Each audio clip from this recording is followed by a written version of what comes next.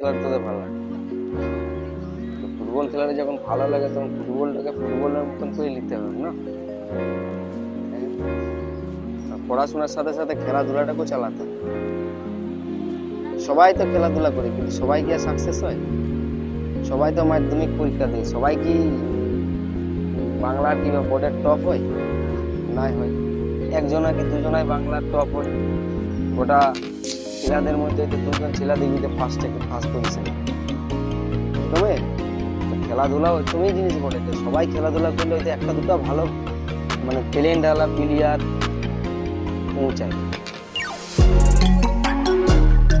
খেলাধুলা করবো, খেলাধুলা করলে যে ভালো জায়গায় পৌঁছাবো তার কোনো মানে নেই।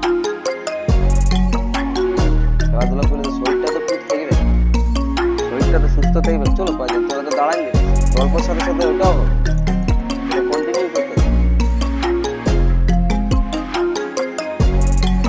5,000 মিনিট